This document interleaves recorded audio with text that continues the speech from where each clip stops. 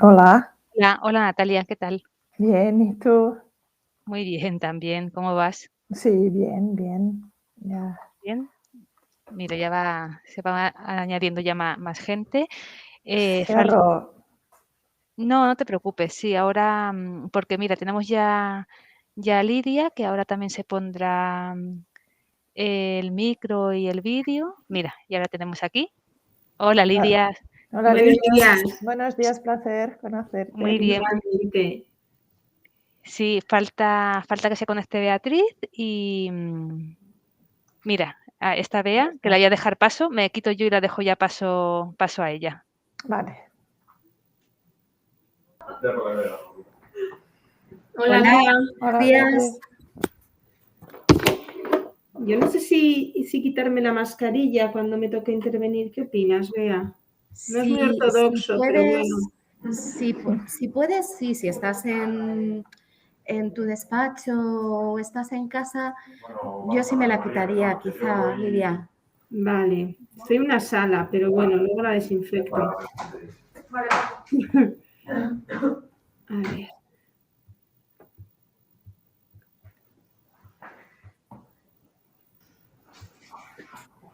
¿Qué tal, Natalia? ¿Cómo estás? Bien, bien, ¿vosotros bien?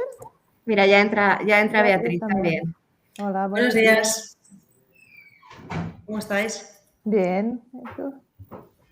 Veo que Lidia estás en la oficina. La mascarilla siempre acá.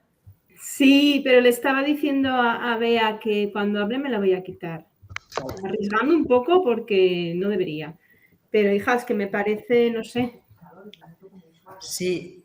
A ver, se escucha bien, ¿eh? Se escucha bien perfectamente, Sí. pero No, bueno. pero sí me la quito, sí me la quito. Me la quito y ya.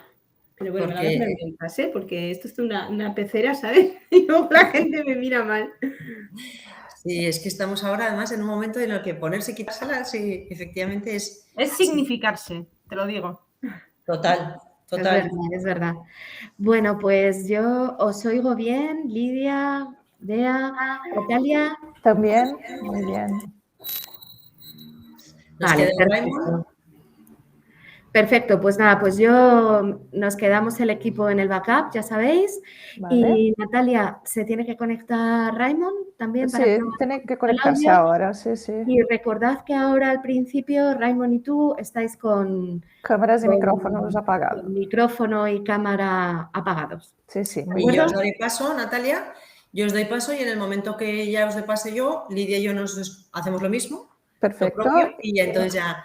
Y luego la verdad es que si no tengo mal entendido, en las preguntas ya estará Bea, con lo cual Lidia y yo estaremos un poco en el backup. Si hay alguna cosa lo contestamos y si no, pues ya está. Y finalmente termino de conectarme al final para dar las gracias y despedirnos y ya está. Muy ¿Vale? bien, vale, perfecto. Ya dejo micrófono y cámara apagado ahora, ¿no? Mejor. Sí, perfecto, Vale. Natalia, mil gracias. Nada. Venga, pues yo también os Hasta luego, dejo, pero gracias, vamos, Bea. sabéis que estamos el equipo detrás. Cualquier cosa que digáis, ahí estamos. Fantástico. Gracias, Bea. Vosotras. Todavía tenemos pocas personas conectadas, tenemos 10. Bea, bueno, nada, simplemente ver un poco cómo estamos de medios y todo eso, pero bueno, da igual. Ya estás otra vez. Estoy aquí. En principio, Sí. Bueno, pues habían confirmado medios como por ejemplo la COPE, las agencias y bueno, pues imagino que en los próximos minutos se irán conectando. Y paralelamente, mientras en torno a las 11 o así, cuando ya el evento esté encarrilado, enviaremos la nota de prensa. vale, fantástico. Muy bien, O sea que muy bien. está todo, en principio. Claro, muchas gracias, equipo, por el buen trabajo tanto de FAT como de BVA, que la Sí, verdad es sí. que siempre en este tipo de eventos pues hay muchísimo trabajo detrás, aunque no lo parezca, y Sí, sí, para sí. que salga bien, no solamente con los asistentes, pero sino luego todo que esto llegue, porque hoy es una pequeña, en el evento pues llegamos a una serie de personas, pero luego todo lo demás que hagamos o que hagáis, porque lo hacéis más vosotras, pues impacta mucho, ¿no? En la opinión pública y en particular en este proyecto. A mí me parece que esta investigación, la verdad es que da una información muy rica sobre algo que no se habla habitualmente, que es la desigualdad y la vulnerabilidad digital. Entonces, a mí me parece que toca un tema que es absolutamente fundamental y que debería estar, se debería conocer mucho para, sobre todo, también el tema de los fondos europeos, teniendo en cuenta que además va a haber parte destinado a estas personas, a estos estudiantes o familias más vulnerables y, por otro lado, que hay muy poca investigación y hay muy poca bibliografía sobre el tema, que lo vamos a comentar cuando arranquemos, pero que es cierto que falta. Entonces, bueno, por eso yo creo que este proyecto es más valioso, esta investigación es más valioso todavía, porque además de ser necesario es que no hay demasiado. O sea, que nada. Sí, efectivamente. Pues nada, gracias. Transmito, bueno, está oyendo todo el equipo y nada, transmitiros eso, que efectivamente que es un equipo BBVA FAD, y ya tenemos experiencia trabajando juntos y que, bueno, que es un placer. Siempre. Bea, gracias. A vosotros. Gracias, Bea.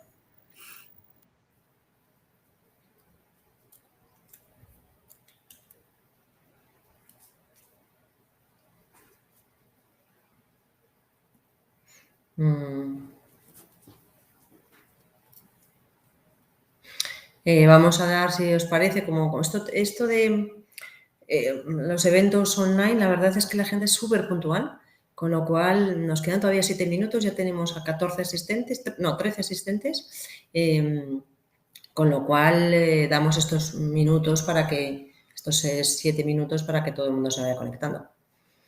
Somos súper puntuales, Lidia, con lo cual, bueno, incluso podemos hacer nuestras propias valoraciones mientras nos está escuchando algunas personas, porque es verdad que estamos en abierto, pero bueno, yo creo que sí que es interesante comentar que el valor que tiene este tipo de datos, la verdad.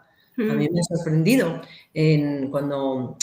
Hoy no lo vamos a mencionar, en la presentación no aparece tanto, pero hay una diferencia entre comunidades autónomas en las que, bueno, yo creo que hay 2 componentes muy interesantes, muy significativos. Uno, el hecho de que hay comunidades autónomas que tienen más complejidad poblacional y entonces pues tienen más desigualdad, como podría llegar a ser la Comunidad de Madrid o Cataluña, porque son pues eso, muy complejas, y en cambio hay otras que tienen menos recursos económicos, a lo que denominaríamos comunidades un poco más pobres, en la que la pobreza socioeconómica impacta directamente con la pobreza educativa y, por tanto, con la desigualdad digital.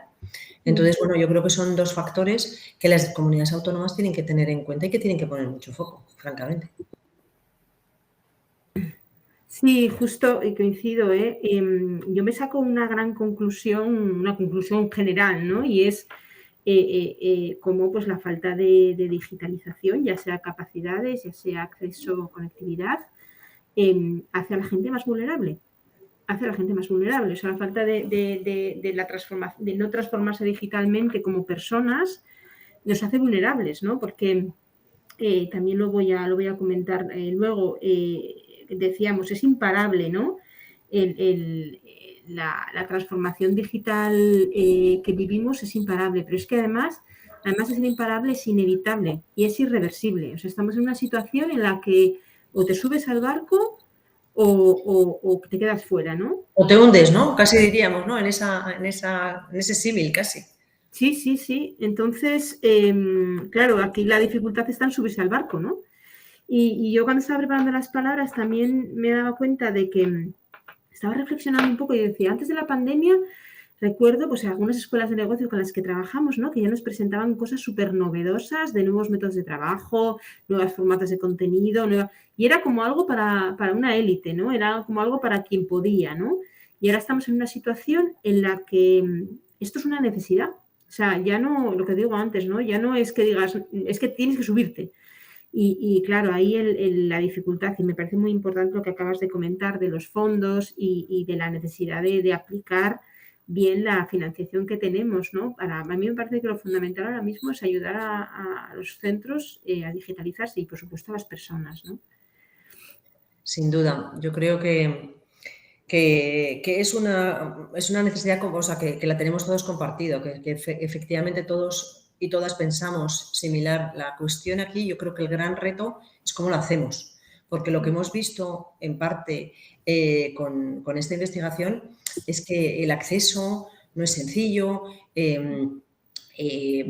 claro, no se pueden utilizar vías más masivas, más masivos como puede ser la parte digital, que efectivamente lo que te permite también es tener más alcance en ciertas cosas. Entonces, es un reto significativo la implementación. Ya no solo el diseño, los fondos, etcétera, sino la propia Sí, no, la ejecución, exactamente, ejecutar las ideas, ¿no? Implementarlas, sí. Veo que se está conectando ya mucha gente dando buenos días y aquí hay una persona, Antonio, que nos da las gracias desde CESIF por estar en el evento. Veo que ya empezamos a tener muchísima gente conectándose.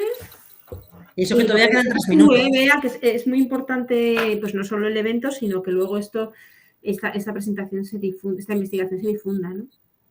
Sí, sin duda. La verdad es que, mira, aquí también está Carmen. Carmen, sí.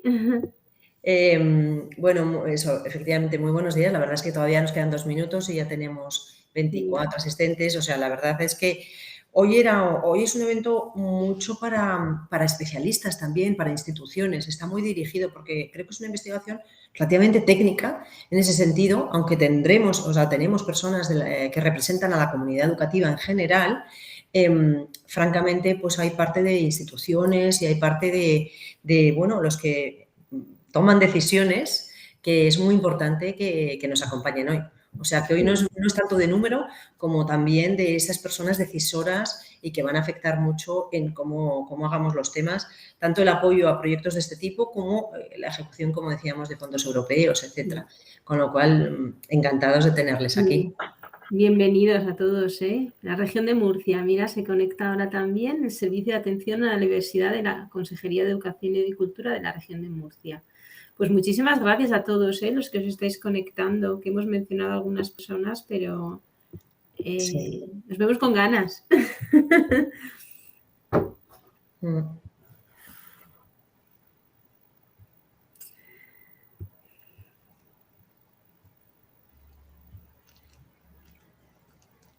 Bueno, y también dar las gracias a los medios, que la verdad es que luego los medios son los grandes amplificadores también. Entonces, siempre nos ayudan a efectivamente pues que esto llegue y genere interés, porque, como siempre, dejamos colgado en la web de Educación Conectada toda la información, la investigación, las anteriores y esta, y entonces, bueno, pues tanto investigadores, instituciones públicas como medios de comunicación podéis acceder a la investigación completa o a la nota de prensa que evidentemente saldrá justo cuando estemos o prácticamente cuando estemos en el evento un poquito después. A mí mira, te agradezco que hayas sacado el tema de los medios, Beatriz, porque realmente creo que son fundamentales como palanca de difusión y bueno, es lo que hacen, ¿no? Pero a veces nos encontramos, mira, nosotros acabamos de lanzar el compromiso con la Comunidad 2025, me acaban de pasar el clipping de prensa y ha salido genial, muchísimos medios han hecho eco y es difícil, ¿no? Estos temas sociales son como algo que parece que se queda un poco en donde hay un hueco, ¿no? Y si no lo hay, pues parece que no salen y sin embargo nosotros desde luego estamos viendo en los medios cada vez más interés con los temas sociales, los temas de educación, con los temas de empleo, de apoyo al empleo. O sea, yo creo que hay muchísimas cosas que ellos pueden servir como altavoz para las cosas, no son las que se hacen... Uy, alguien me dice que me escucha mal. Sí, te iba a decir que efectivamente hay una persona, Marina, perdón. Marina Segura que nos dice que se te escucha regular, pero no sé si es común, no es... Yo te escucho perfectamente, a lo mejor es su propia conexión, no lo sé. Quizás el equipo técnico... Después dice Beatriz que se escucha bien. Sí. No sé si alguien más de los que están conectados nos pueden decir si aquí dice alguien más, escucho bien. Y creo que es algo tuyo, Marina, no sé si quieres volver a entrar o salir, porque nos dice Miguel Ángel, Rebeca, José, que nos escuchan bien. Sí. Venga, vuelve a entrar, que seguro que a la segunda funciona. Vale, pues Lidia, si te parece, son y 31, ya tenemos a muchas personas conectadas, con lo cual, si te parece, arrancamos la presentación. Bueno, en primer lugar, buenos días, nos habéis estado escuchando algunas de las personas que están, pero bueno, bienvenidas a todas las personas que os habéis conectado, de medios de comunicación, de instituciones y de la comunidad educativa, como decíamos, y muchas gracias por interesaros en esta investigación, en este mapeo de centros de difícil desempeño o alta complejidad que tan interesante y tan necesario es. Quería dar las gracias a BBVA, a Lidia del Pozo, que ahora mismo presentaré, le daré voz enseguida, al BBVA, compañero durante más de 18 años, trabajando por la innovación educativa y, en este caso, por la transformación digital del sistema educativo, y al equipo también, tanto de BBVA como de la FAD, que están aquí detrás, pues en el proyecto de Educación Conectada y en la parte de comunicación, apoyándonos muchísimo. Nada más, dar paso a Lidia, que ella es la que inaugura un poco este evento, que es la directora de programas, Lidia del Pozo, directora de programas de inversión en la comunidad del BBVA. Gracias, Lidia. Muchas gracias, Beatriz, y bueno, buenos días a todos y muchísimas gracias por vuestra participación en este evento en el que vamos a conocer un poco más en profundidad el estado de las competencias digitales en el mundo educativo. Justo le comentaba antes a Beatriz que desde hace años estamos viviendo pues, una verdadera revolución digital que está transformando nuestras vidas y que no solo es imparable, ¿no? Sino que también es inevitable y es irreversible, es algo que está aquí para quedarse y de lo que no nos podemos ahora mismo bajar. La pandemia ha contribuido a acelerar esta transformación, imponiendo la digitalización en todos los ámbitos de nuestras vidas, ¿no? En la comunicación, en el trabajo, en el ocio, en la forma en que consumimos y, por supuesto, pues también en la educación. Yo le comentaba antes a Beatriz que ya antes de la pandemia veíamos cómo la educación se iba enriqueciendo con las nuevas metodologías, los nuevos formatos de contenido, con nuevos roles de los docentes y también nuevos espacios. Pero todas estas novedades, que son novedades que están aportadas por la tecnología, cuando yo reflexionaba sobre ellos parecía que eran algo que estaban solo al alcance de unos pocos. Y ahora la digitalización se ha convertido en una necesidad. Porque como nos va a indicar, bueno, como van a comentar los expertos y como nos ha indicado el informe que vamos a presentar hoy, es claro que quien no tiene acceso a la digitalización es más vulnerable. La transformación digital es una prioridad, no solo en algunas escuelas, sino en todo el sistema educativo. Y necesitamos que la digitalización se convierta en una herramienta que no solo sirva para incrementar la calidad educativa, sino también para asegurar que todo el mundo tiene acceso a una educación. La digitalización es un reto para organizaciones y para empresas, por supuesto, lo hemos vivido aquí mismo, pero sobre todo es un reto para las personas. Digitalizar no consiste en trasladar lo que hasta ahora veníamos haciendo en persona, presencialmente, a canales digitales. Digitalizar supone repensar por completo la forma en la que actuamos y en la que interactuamos, la forma en la que somos y la forma en la que nos relacionamos. Y Educación Conectada precisamente nace para apoyar la transformación digital de las personas, los estudiantes, las familias, los equipos docentes, para poder ayudarles a afrontar este reto proporcionando capacidades que les permitan aprovechar los beneficios de la digitalización y también evitar sus riesgos. Y por mi parte eso es todo, Beatriz. Muchísimas gracias. Gracias a ti, Lidia. Pues la verdad es, efectivamente, Educación Conectada nace para, sobre todo muy enfocada en la brecha de uso. Pero ya veremos cómo la brecha de uso es mucho más compleja que simplemente competencias de utilidad, y lo vamos a ver en la investigación. Bueno, yo creo que una cosa fundamental de este programa, de este proyecto, es que siempre tiene un componente de investigación. Y este componente siempre es muy importante para no solo ahondar y entender mejor las problemáticas, sino también ayudarnos a diseñar el programa año a año, pensando y viendo efectivamente lo que está pasando. Sabéis y conocéis que en Educación Conectada hay investigaciones anteriores, ya tuvimos una a principio cuando la arrancamos, prácticamente en la mitad de la pandemia, y ahí se nos identificaron parte de los riesgos que nos ha ayudado a definir el programa. Pues lo mismo ahora. Ahora nuestro foco está en cómo no dejamos a nadie atrás, cómo trabajamos la parte de personas más vulnerables, porque hay un concepto emergente muy importante que es la desigualdad y la vulnerabilidad digital. Y, por tanto, tenemos que trabajar y entender muchísimo mejor cómo hacerlo desde Educación Conectada y desde otros actores. La verdad es que la discriminación tecnológica se constituye en estos momentos como una forma de pobreza y de exclusión social.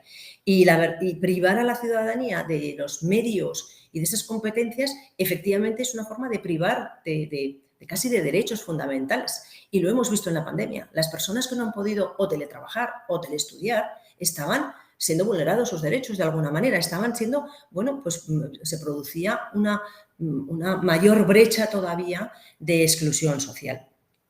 Por eso nosotros hemos querido entender cómo llegar bueno, tanto cómo llegar a las personas más vulnerables como, o sea, tanto a estudiantes como familias, como a realmente plantear soluciones para estos colectivos. Y lo hemos hecho preguntando, como deberíamos, preguntando a los docentes de estos centros. Más de 200 docentes han participado, no es una muestra representativa que podamos, bueno, extrapolar en general, pero sí que se da una información muy, muy rica sobre, bueno, cuál es la situación y, como decía, cuáles pueden ser o desde dónde podemos aportar soluciones.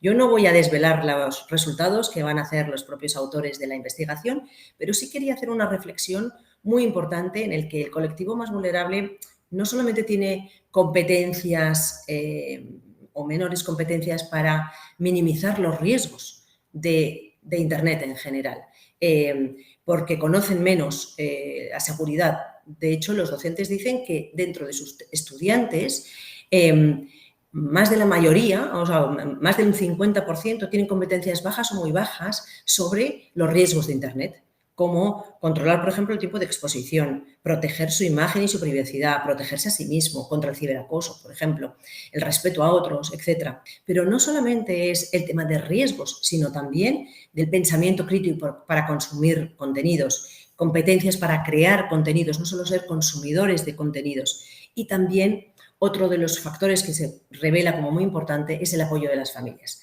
Efectivamente, uno de los resultados, nosotros lo hemos visto en investigaciones para población general, para estudiantes o niños, niñas y adolescentes en población general, pero aquí todavía se revela como más importante. Un 75% de los docentes dice que las familias tienen, o sea, que la mayoría de las familias, superior al 50%, tienen competencias bajas o muy bajas para acompañar a sus hijos e hijas. Y esto, el factor de mediación es un factor fundamental, porque ya sabemos todos que esto de los nativos digitales y el que no necesita acompañamiento para desarrollar competencias digitales y ciudadanía digital es una falacia. Y se necesita ese acompañamiento tanto desde el punto en el entorno docente escolar como en el entorno familiar. Pero, como decía, esto lo que nos da sobre todo es soluciones, cómo realmente debemos abordar. Y sabemos que tenemos que generar contenidos específicos, muy unificados, muy transversales, escuela, familia, estudiantes, todo esto ya lo vamos viendo cada vez más claro. Y yo ya antes de pasar a presentar a los autores, solamente quería apuntar la dificultad y, por tanto, el valor que tiene esta investigación. No hay mucha bibliografía, no hay mucho sobre estos centros y sobre esta problemática de alguna manera. Además, también los centros vemos que hay diferentes criterios para evaluarlos desde el punto de vista o para definirlos desde el punto de vista de comunidad autónoma. Raimon va a dar mucho más detalle sobre este tema y que además el acceso ha sido complicado. Entonces, solamente poner en valor el trabajo que han hecho bueno, todo el equipo, porque también el equipo de la FAD de investigación ha colaborado en parte, pero bueno, sobre todo los dos investigadores, Raimon Puig-Janer, que es socio fundador de Roots for Sustainability, es cofundador y presidente de B-Lab Spain, que pertenece al movimiento B Corp. La verdad es que este movimiento es el que está viendo qué compañías están muy, muy comprometidas con generar un impacto social. Es máster en Relaciones Internacionales y licenciado en Administración de Empresas y cuenta con más de 15 años de experiencia profesional en la evaluación y el análisis y el desarrollo de estrategias empresariales sostenibles, innovadoras y competitivas, poniendo mucho foco en el impacto, teniendo un enfoque de impacto social. Es profesor de grado de negocios inclusivos en la Escuela Superior de Comercio Internacional y también colabora con varias escuelas de negocio como ESADE, la Universidad Complutense, la UPF, por supuesto, ofreciendo clases magistrales, etc. y apoyo. Y Natalia Silva, que es analista de Área Q, ambas organizaciones bueno, pertenecen al movimiento B Corp, pero ambas organizaciones han trabajado en esta investigación. Ella es doctora en comunicación por la UAB y especializada en redes, participación comunitaria y nuevas tecnologías. Su experiencia se vincula a los ámbitos académicos de la psicología social, intervención psicosocial, y está especializada en comunicación en distintos ámbitos de intervención. También es miembro del Observatorio de Políticas Públicas en Educación y Salud en Brasil. Pues nada más, Raimon, Natalia, os dejamos. Muchísimas gracias y muchísimas gracias, como decíamos, a todos los asistentes, que ya empieza a ser un número cada vez más elevado. Nos desconectamos, Lidia y yo, y dejamos paso a los autores. Gracias.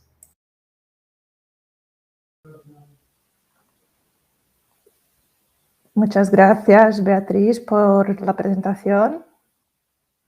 Un placer estar aquí. Eso, muchísimas gracias a ambas, a Beatriz y a Lidia, por la presentación. Y es un placer estar con todas y todos vosotros hoy en la presentación de este diagnóstico, que le hemos llamado un diagnóstico para la acción, porque básicamente detrás de un ejercicio de análisis y de reflexión, lo que siempre tiene que servir esto es para actuar. Cuanto más sabemos cómo funcionan las cosas, mejor podemos actuar en relación a esta palabra que mencionaba al final Beatriz, ¿no? Generar impacto, que al final es generar cambio en la sociedad para resolver los retos que tenemos, ¿no? Y en relación a los retos digitales, como bien comentaba Lidia, están en aumento y no se espera que desaparezcan. Y en particular, en relación a las familias o las poblaciones, digamos, más vulnerables, pues tenemos aquí un gran reto, ¿no? Y este es el objetivo de este diagnóstico, ¿no? Es mapear estos centros de difícil desempeño y analizar de qué manera pues podemos accionar, podemos trabajar para disminuir esta brecha digital. Como si podemos subir un poco más atrás en la primera slide. Como sabéis, estamos en este entorno educacional que cada vez es más digitalizado, ¿no? Y que la adquisición de estas habilidades y competencias digitales pues representa algo fundamental a la hora de poder avanzar en estadios de mayor inclusión y evitar otras formas de exclusión social, ¿no? Y esta exclusión básicamente se basa en la noción de que distintos grupos poblacionales tienen distintos niveles de acceso, de uso, que quiere decir saber utilizar en este caso, y de aprovechamiento, que es tener rentabilidad de ese uso de las tecnologías de la información. Dado este contexto, nos hemos puesto dos grandes objetivos con este diagnóstico, ¿no? El primero es especialmente, si podemos pasar a la siguiente slide ahora, es que no me está funcionando, perdonad el mouse, es mapear estas necesidades específicas, ¿no?, que presentan familias en situación de vulnerabilidad a nivel español respecto a sus habilidades y competencias digitales básicas e intermedias. O sea, el reto está tanto en el alumnado como en el propio apoyo familiar que tiene el alumnado. O sea, abarca todo el contexto. Pero en segundo lugar, y muy importante, es alimentar, como decíamos, estos procesos de toma de decisiones que se relacionan en particular con el proyecto de educación conectada. Estamos hablando de planificar actividades, diseñar modelos de evaluación que nos permitan conocer mejor el impacto que estamos obteniendo de esta acción a la luz de estas necesidades, ¿no? Especialmente desde tres puntos de vista. El primero es decir, el lenguaje interpretativo de la información que manejamos, ¿no? El segundo es el de la alfabetización digital, que básicamente de lo que trata o de lo que habla es de localizar y administrar información, trabajar con la seguridad y la protección de la información, etcétera, o de los datos. Y en tercer lugar, las habilidades para comunicar y colaborar en ambientes digitales. A esto nos referimos a esto con los conceptos de ciudadanía digital o la creación de contenidos digitales. Estos dos objetivos con estos tres, digamos, aspectos de foco respecto al segundo son los que nos hemos marcado en el desarrollo de este diagnóstico.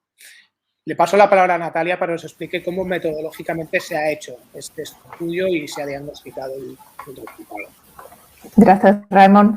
Bueno, para llegar a estos objetivos, el diagnóstico se ha estructurado en dos grandes partes, ¿vale? Una primera fue destinada a contextualizar el estudio y presentar un poco la relevancia de la pobreza educativa en España, los centros de difícil desempeño y la pobreza educativa como este eje, ¿no? vertebrador de una estrategia de promoción de la cultura digital, ¿vale? Esta primera parte se ha llevado a cabo mediante una explotación de fuentes secundarias que, a modo de introducción al diagnóstico, ha permitido el mapeo del estado de la cuestión, el cual presentaremos algunos de los resultados más relevantes también aquí ahora vosotros. Una segunda parte del diagnóstico se ha destinado a identificar las necesidades específicas que presenta el alumnado y las familias de estos centros respecto a su competencia digital. O sea, no solo el conocimiento de los estudiantes, pero también qué papel, ¿no? ¿Qué papel juegan las familias en este tema para ayudar a los estudiantes, a las familias en situación de vulnerabilidad, ¿vale?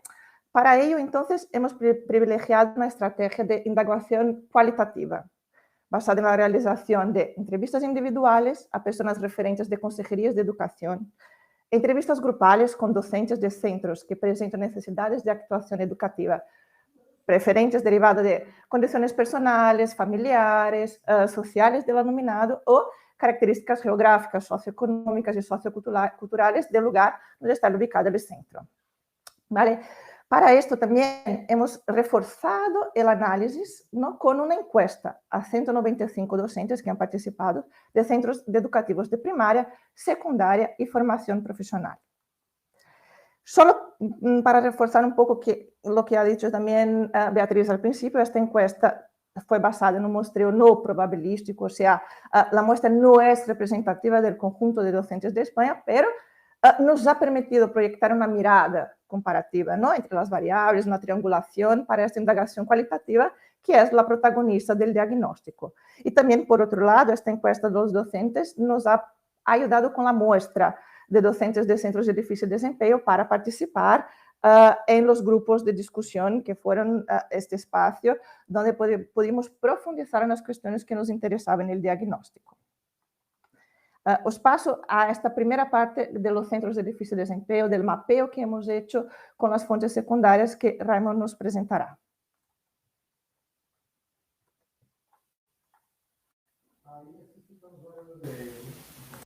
Perfecto, gracias Natalia. Pues como veis en esta distribución de la geografía española, aquí lo que hemos hecho es un esfuerzo para, en una base 100, hacer una descripción gráfica de cómo se distribuyen y cómo se concentran estos centros de difícil desempeño. Aquí veis pues, niveles de concentración mayores, claramente en comunidades autónomas como puede ser Castilla-La Mancha o como puede ser la Comunidad de Aragón, y concentraciones más bajas como puede ser el caso de Murcia o el caso de Extremadura, ¿no? Para interpretaciones, digamos, para aquellos que no somos tan estadísticos, a lo mejor esto es una distribución de concentración tipo percentiles, para que nos entendamos, ¿no? Pero, ¿qué es lo que hay aquí detrás? ¿Cuál es la dificultad que ha habido detrás de esta distribución, ¿no? de esta gráfica o de esta imagen? Para llegar a ella nos hemos dado cuenta, como bien explicaba Beatriz al principio y también destacaba ahora Natalia, que había una cierta dificultad a la hora de acceder a directorios informativos que nos expliquen cómo se da esta distribución. Y al mismo tiempo hay una cierta heterogeneidad de criterios a la hora de describir y de caracterizar estos centros bajo esta nomenclatura, ¿no? Centros de difícil desempeño. Cada comunidad autónoma, para entendernos, tiene sus criterios, incluso su nomenclatura, ¿no? Y entonces, estos dos elementos le han puesto más reto a poder hacer este ejercicio descriptivo. No obstante, como resaltaba Beatriz al principio, es un beneficio claro de este ejercicio haber logrado tener este mapa, porque hasta ahora no se tenía esta información. Por lo menos ahora tenemos una visión más amplia y conjunta en todo el Estado de cómo se distribuyen estos centros y conocemos esta realidad también descriptiva. No están el concepto de centros de difícil desempeño, perdón, no es un concepto que esté ampliamente consensuado para entendernos en el territorio, ¿no? Consecuentemente, lo que se desprende de este mapa es que aunque según este diagnóstico aproximadamente 1 de cada 10 centros públicos en España es categorizado como un centro de difícil desempeño, esta heterogeneidad tiene que ser tenida en cuenta, ¿no? Y por lo tanto, a la hora de comparar resultados en términos de dispersión y concentración de la problemática que estamos estudiando, pues hay que tomarlo con cautela.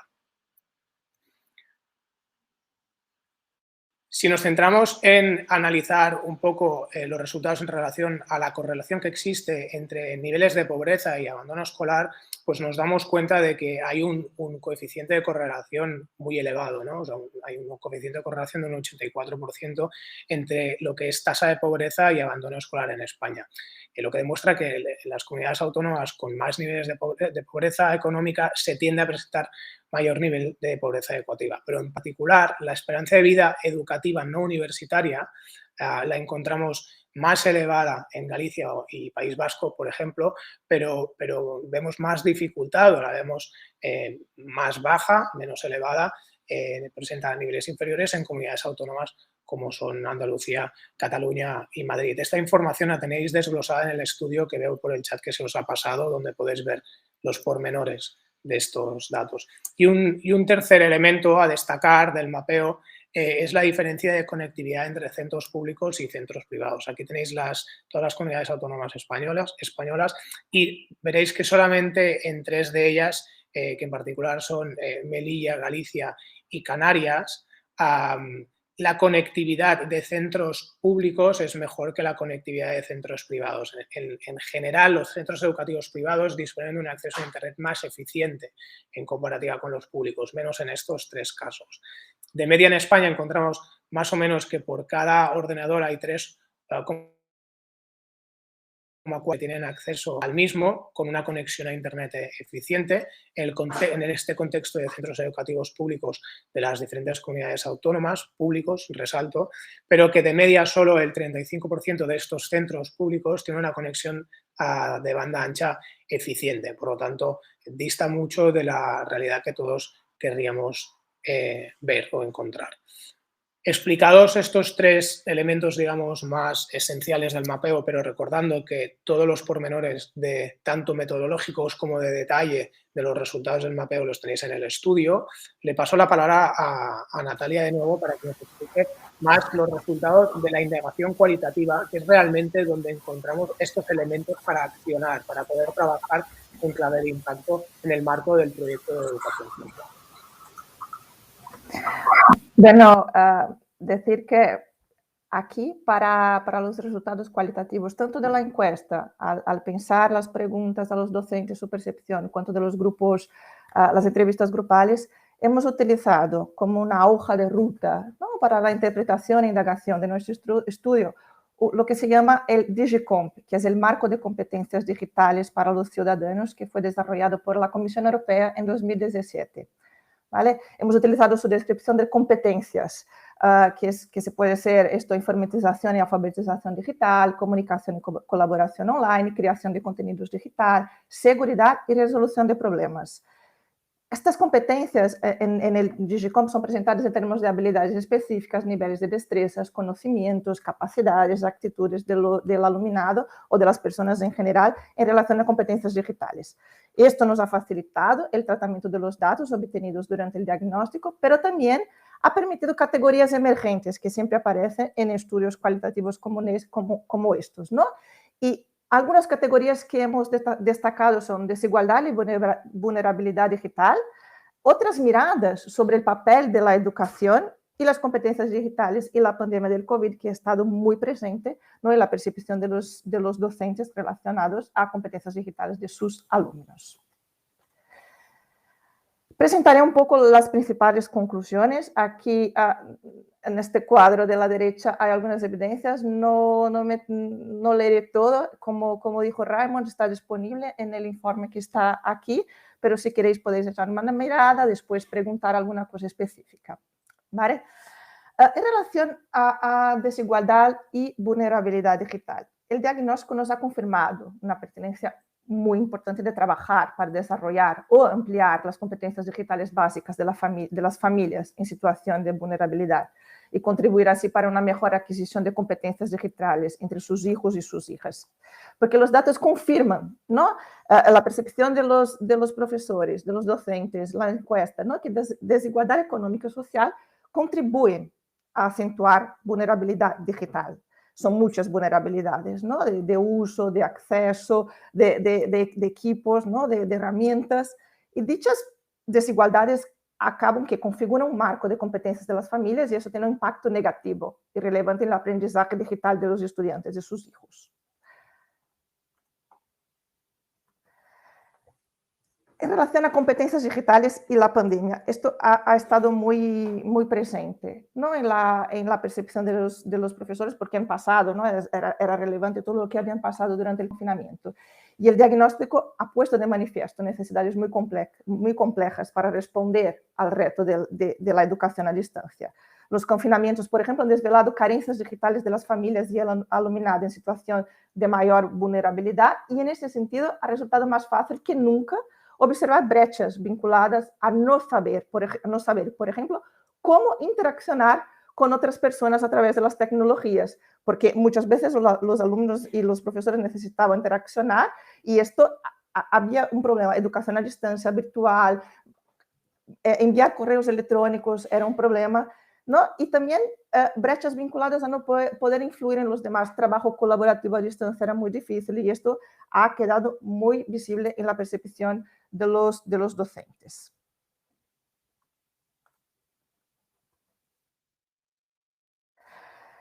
Lo que sale de la percepción de los docentes también es que todo el tema de competencias digitales demanda otras miradas sobre el papel de la educación. O sea, no es solo enseñar cómo adquirir las competencias digitales, pero cómo esto se incorpora de verdad a la educación actualmente, ¿no? La adquisición de competencias digitales para los docentes es un proceso complejo y el diagnóstico apunta a que cualquier estrategia de transformación digital tiene que ser parte de un proyecto educativo más amplio, ¿no? Que ayude, por ejemplo, a leer las implicaciones sociales derivadas del uso de las tecnologías de información, hábitos de uso, formatos, lenguajes, que ayude también a adaptar la docencia a estas circunstancias que muchas veces no sabían ni cómo hacerlo, ¿no? Durante la pandemia, por ejemplo.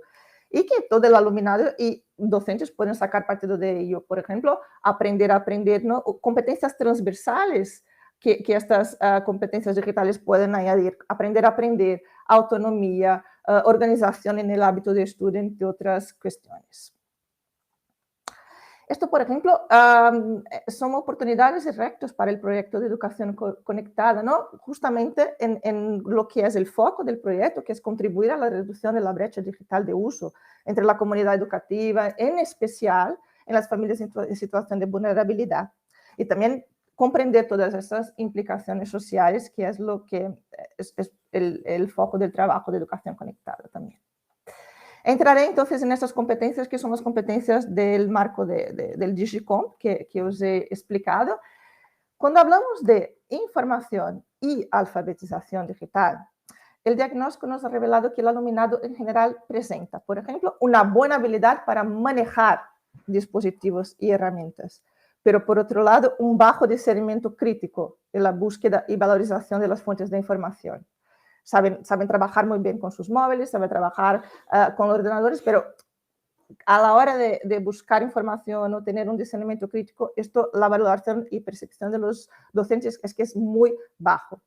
Además, desde el punto de vista del profesorado, buena parte de las familias en situación de vulnerabilidad presentan carencias competenciales en su alfabetización digital y acaba que compromete también la adquisición de competencias entre sus hijos, ¿no? Los niños y niñas que se encuentran a su cargo. O sea, el papel que juegan las familias es importante porque acaba que no ayuda a sus hijos en la competencia de informatización y alfabetización digital. Por ejemplo, una cosa que se destaca, que nos pareció interesante en la opinión de los docentes, es que el uso excesivo de móviles, ¿no?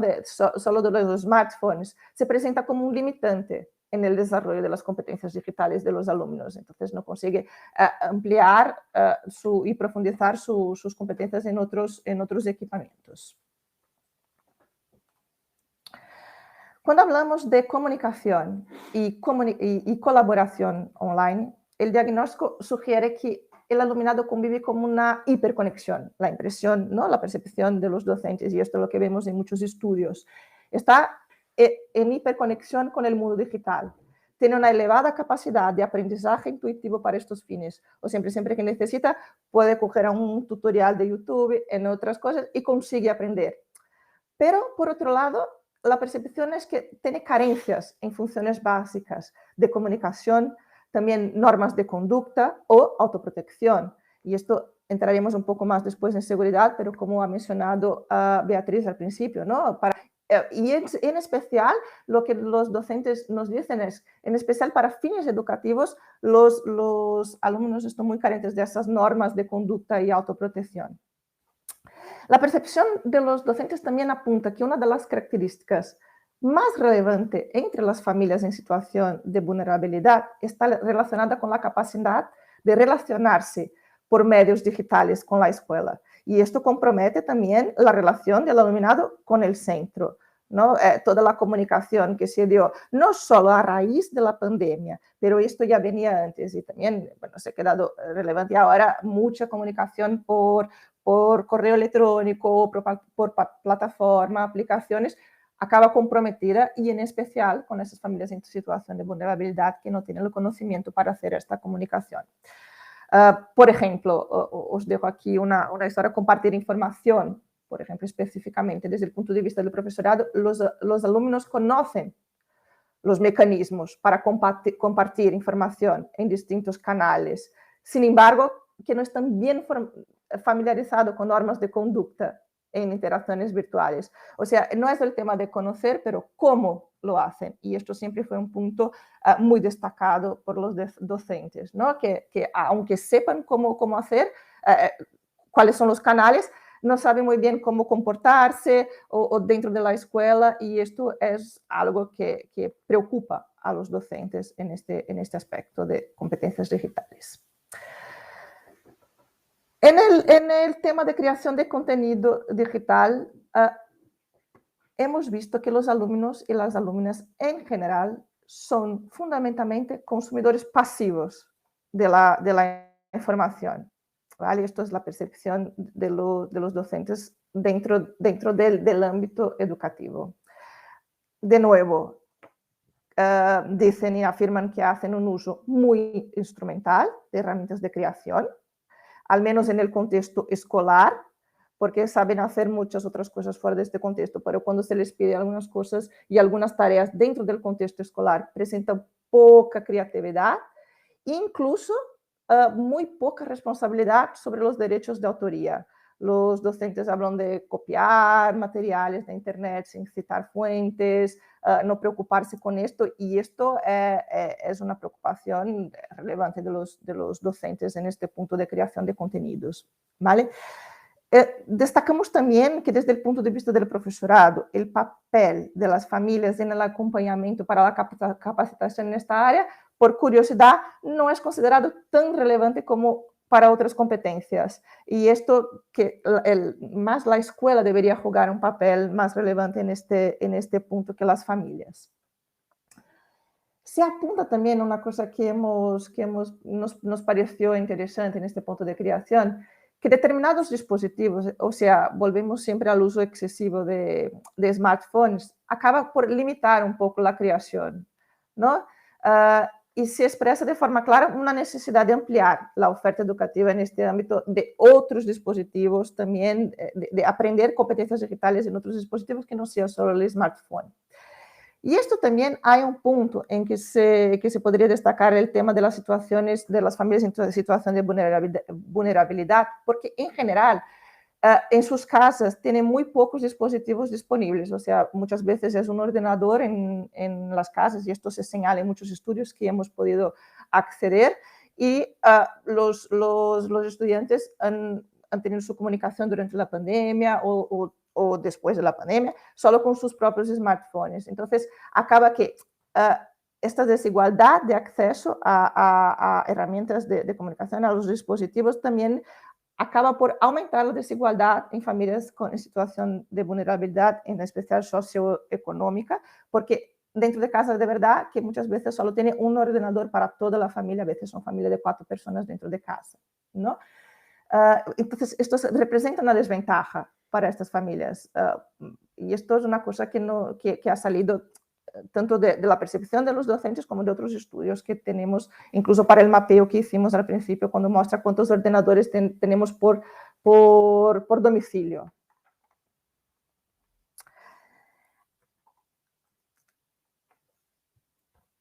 Aquí, en el tema de seguridad, como ha apuntado Beatriz al principio en su presentación, fue un tema que ha salido en todos los grupos de discusión como una gran preocupación de los docentes, ¿no? Las normas de conducta en Internet aparecen con un problema incluso multifactorial. Es muy curioso porque los docentes hablan que muchas veces, antes de todo el tema de las redes sociales, y esto es algo que hablo mucho, las cosas que se pasaban, por ejemplo, claro que siempre ha existido problemas, bullying, acosos y estas cosas, pero cuando se pasaba dentro de la escuela, los docentes, directores tenían más herramientas y conseguían manejar mucho más esto con sus alumnos. Sabían muchas veces lo que pasaba ahí dentro y podían manejar estas situaciones. Ahora la sensación con todo el tema de Internet y redes sociales es que esto se les sale de las manos y no tienen cómo controlar. Entonces, buena parte del alumnado, según los docentes, no comprende los peligros y consecuencias de la exposición de datos personales, por ejemplo, en Internet y en especial en las redes sociales. Y tampoco la preocupación es que su familia tampoco sabe cómo ayudarles, o sea, también no sabe, no tiene las herramientas para saber controlar a sus hijos, o no están ahí disponibles para eso, o creen que este es un espacio separado. Ahí es donde está mi hijo y ahí no entro y no le ayudo o no puedo intervenir, o es su momento de intimidad. Entonces, ahí es un problema en que han hecho mucho hincapié, ¿sabes? Es una cosa que los docentes hablan con mucha preocupación del tema de seguridad. Pero no solo el problema con el tema de seguridad, siendo multifactorial, también es cuidados con la salud, por ejemplo, ¿no? Porque desde el punto de vista del profesorado, él demuestra poca capacidad de cuidar de su salud frente a un uso prolongado, ¿no?, de las tecnologías digitales, y esto puede afectar distintos aspectos de su vida. Hablan de alumnos que llegan sin dormir por estar toda la noche jugando y esto, aparte de la mala conducta en la Internet, casos de ciberacoso, cyberbullying que trascienden las fronteras de la escuela, como he dicho, ¿no? Más allá de cuestiones relativas a la prevención, es una necesidad de abordaje coordinado como un fenómeno que representa una preocupación importante para el profesorado. Y aquí, el profesorado, su percepción es que las familias juegan un papel muy relevante y tienen poca capacidad para gerenciar esto con sus hijos. El último aspecto del DigiCom, del marco de competencias digitales, está relacionado a resolución de problemas. Y aquí el diagnóstico también vuelve a que el alumnado en situación de vulnerabilidad tiene un conocimiento sobre las tecnologías muy bajo y limitado de nuevo al uso de los móviles, y esto compromete el conocimiento de otros equipos como ordenadores y cómo resolver problemas en otras herramientas. De nuevo, si añadimos a esto que el smartphone es el dispositivo individual con mayor penetración en los hogares en situación de vulnerabilidad, en detrimento de otros dispositivos como el ordenador, se acentúa la desigualdad relativa a la capacidad de abrirse a otros aprendizajes y, en última instancia, ¿no?, contribuir al desarrollo de habilidades para la vida como resolución de problemas. Entonces, aquí la desventaja de familias en situación de vulnerabilidad, también esta brecha también se aumenta y se amplifica, porque muchas veces esas familias, como ya he mencionado, no tienen tantos dispositivos en casa como para compartir o bien para dejar tiempo, ¿no? Porque estas cosas también, lo que hemos visto en estudios, la percepción de los profesores, demanda un tiempo para que los alumnos puedan aprender, demanda tiempo para que las familias puedan aprender. Las familias muchas veces, y esto la vida, ¿no? Lo que ponen los docentes, no tienen tiempo para estar junto a sus hijos.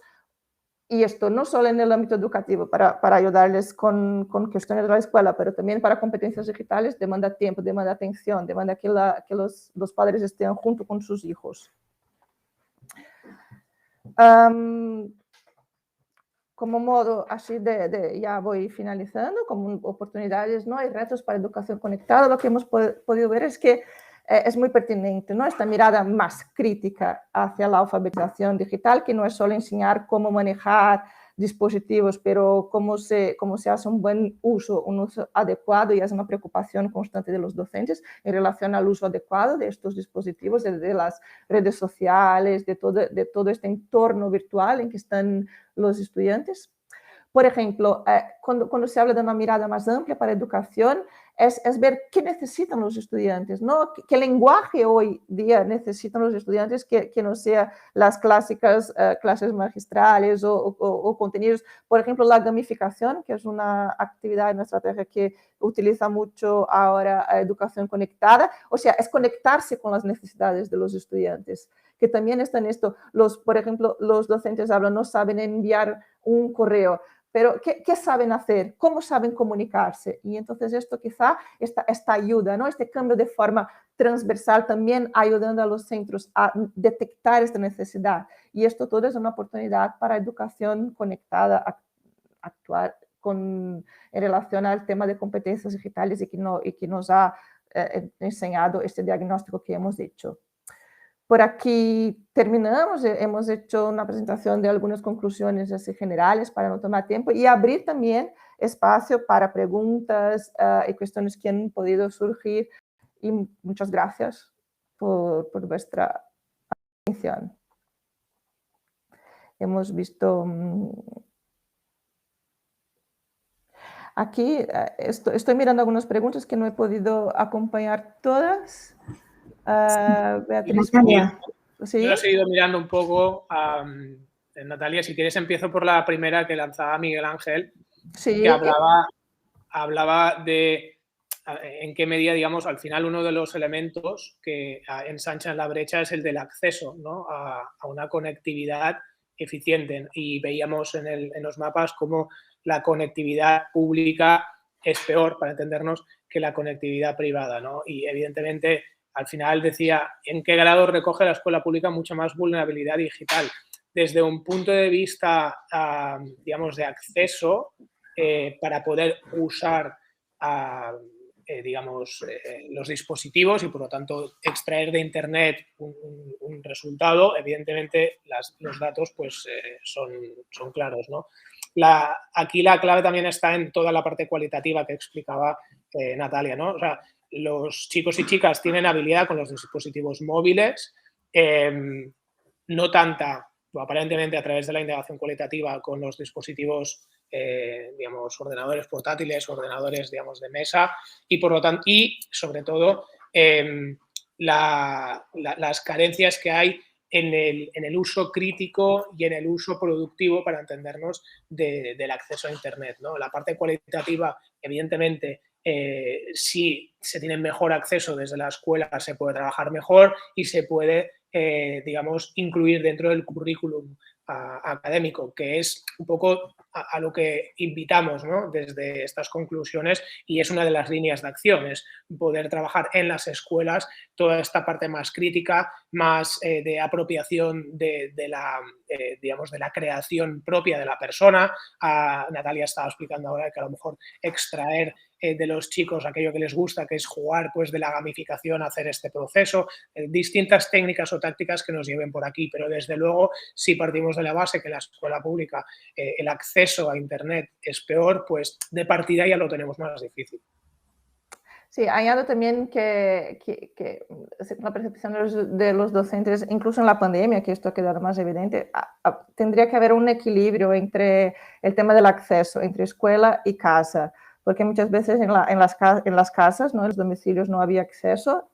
En los centros ahora, incluso después de la pandemia, se ha intentado profundizar, mejorar mucho el acceso. Muchos centros están con acceso a Internet, pero también no han conseguido equilibrar dentro de los centros del tiempo para enseñar cosas a los chicos, ¿no? Cuestiones de competencias digitales. Y entonces, que esto sería una cuestión para equilibrar dentro del tema de la vulnerabilidad digital. O sea, tener tiempo, que los docentes también pudieran enseñar más cosas dentro de la escuela, ¿no? Que no sea solo para fuera, que no sea solo en el domicilio, pero que la escuela pueda incorporar también esta parte de competencias digitales y de enseñar algunas cosas a sus alumnos.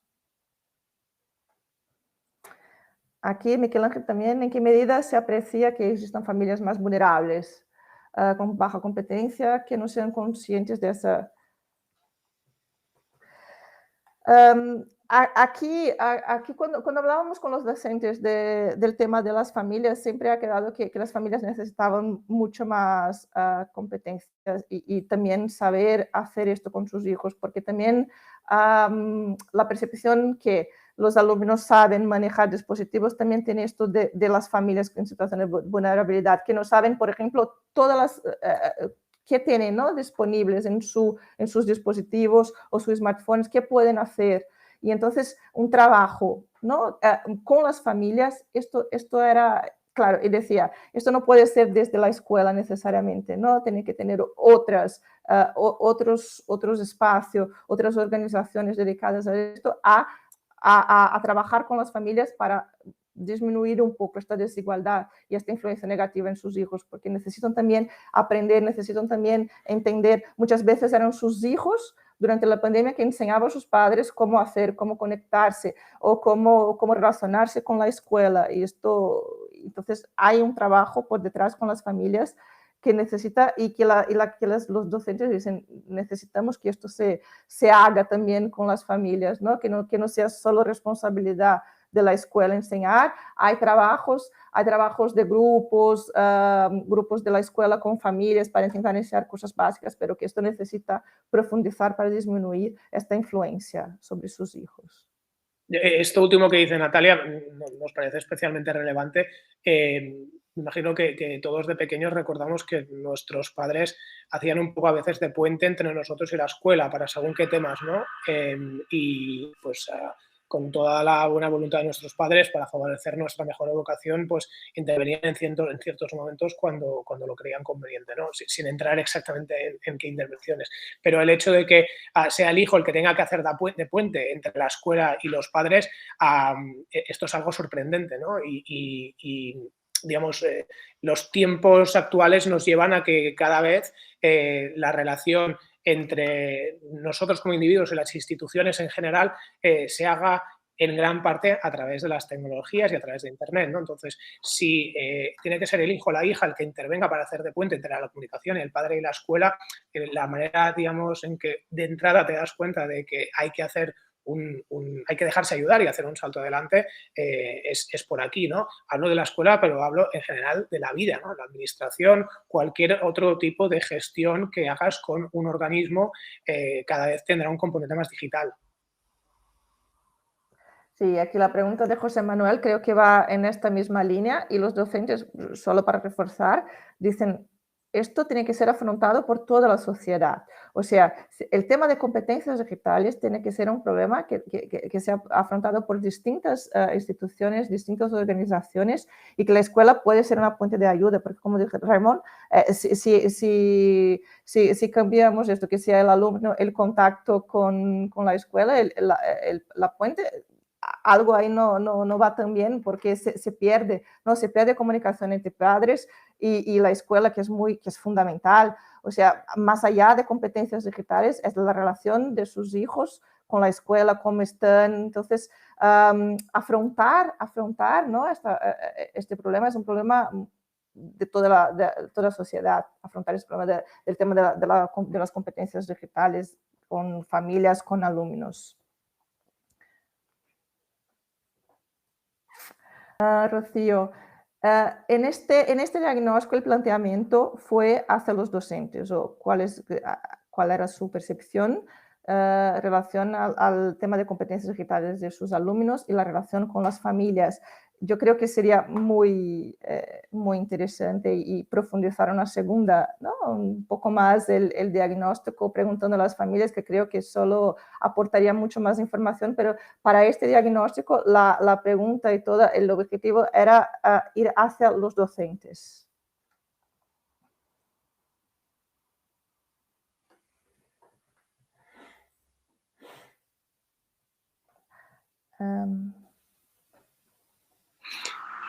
Yo creo que sí, esta pregunta,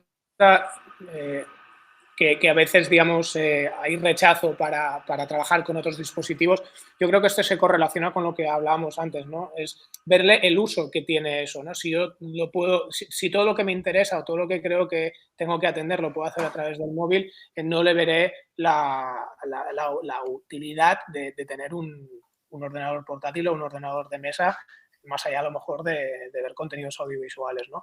Yo pienso que va en la línea de la educación ciudadana, es decir, qué es aquello que en mi vida personal barra profesional, pero dentro de la vida ciudadana, está impactado por la evolución digital y no todo, digamos, es cómodo hacerlo a través del móvil, y sí a través de un ordenador portátil o un ordenador de mesa puedo tener quizás mejor comprensión de lo que necesito gestionar y sobre todo más facilidad y ser más eficiente, poder tener unas habilidades aumentadas. Yo pienso que esto está en el corazón de este concepto de, esto es una cuestión, digamos, social, ¿no? De toda la sociedad, en donde las familias, en especial aquellas con vulnerabilidad, tienen un riesgo particular, ¿no?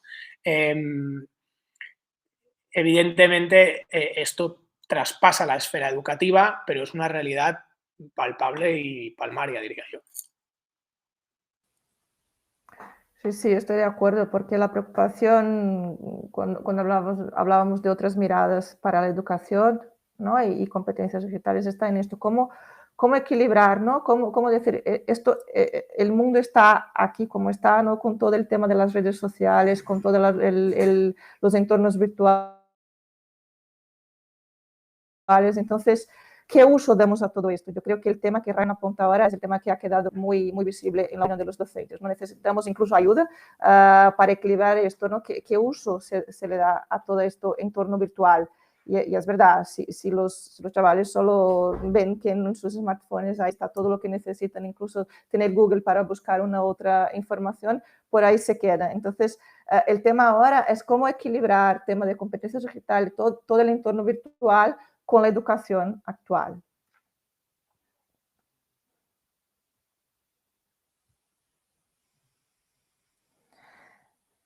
Sí, Carmen, y esto es muy interesante porque era un desconforto de los docentes esta situación, ¿no? Que no querían, que justo no querían que la escuela fuera compensatoria, ¿sabes?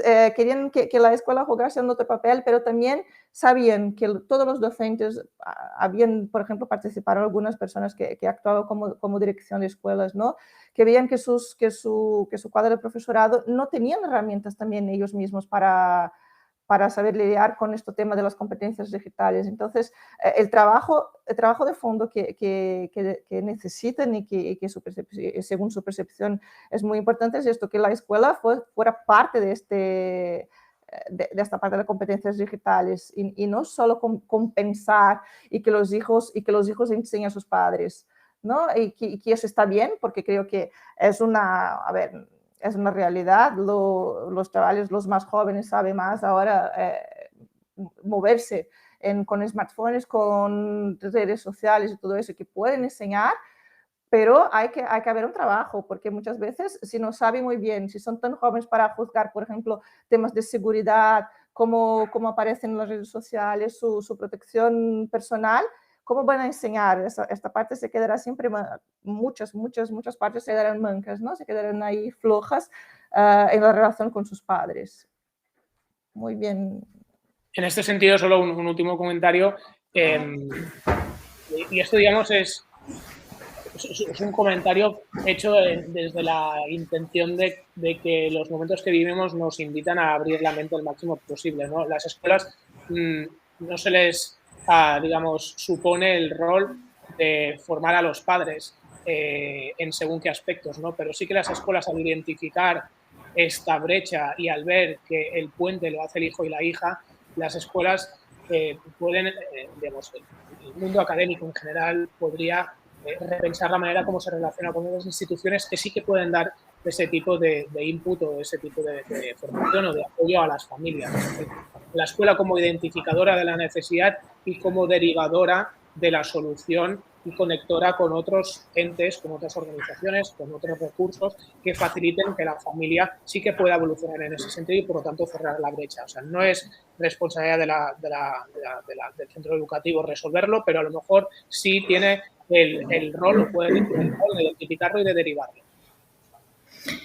Sí, y por también aportar, bueno, mil gracias Natalia, Raimon, a todas las personas asistentes por toda esta interacción tan interesante. Sí que me gustaría contestar a Carmen en esto. A colación con lo que estabas comentando, Raimon, bueno, y lo que ha comentado también Natalia, por eso el nombre de Educación Conectada. Efectivamente, nosotros decíamos la tribu educa y se está viendo que efectivamente hay una parte de conexión de toda la comunidad educativa fundamental para todo este proceso de transformación. Entonces, primero contestando a Carmen, para nosotros es absolutamente fundamental la participación juvenil, o sea, la participación tanto de alumnado.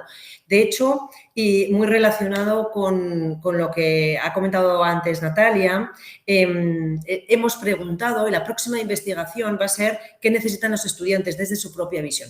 En mes y medio ya vamos a dar los resultados. Es decir, que la colaboración y la integración del alumnado es absolutamente fundamental.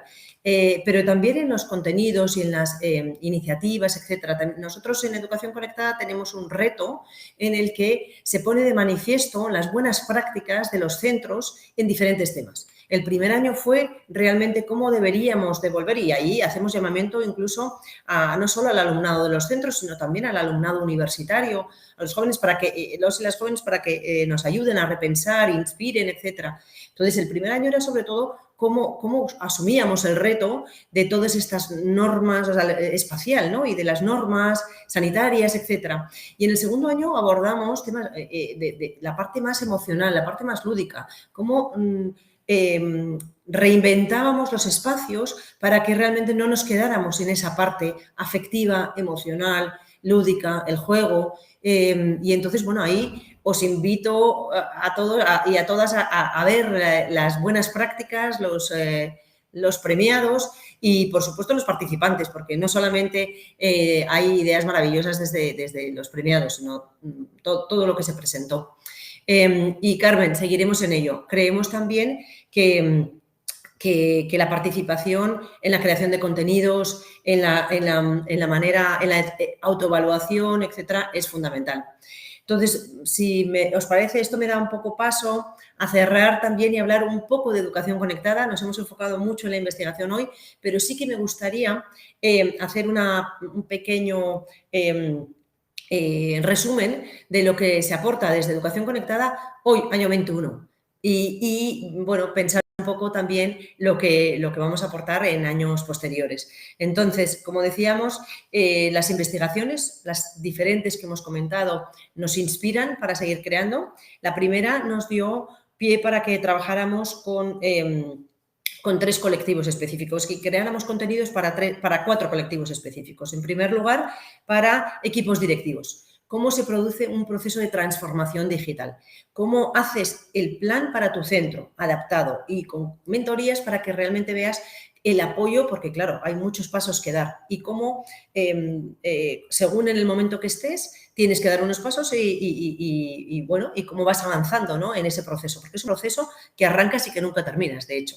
En segundo lugar, de hecho ahora estamos con la edición, ha tenido un éxito importantísimo, con lo cual ya hemos cerrado las inscripciones de esta segunda edición y lo dejaremos abierto, pero ya no tanto con la certificación del INTEF, hasta el año que viene, que volveremos a ofrecerlo y posiblemente con algunos cambios significativos. cómo van dando siguientes pasos, como decía, los centros.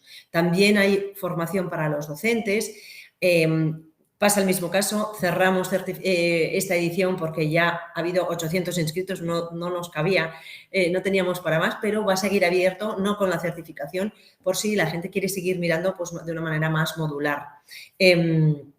Aquí se abordan temas que vosotros habéis comentado, el trabajo colaborativo, la relación con las familias, cómo acompañas al alumnado de una forma completamente diferente. No solamente son competencias, son usos, son formas de hacer, son seguridad, todo lo que vosotros habéis comentado hoy.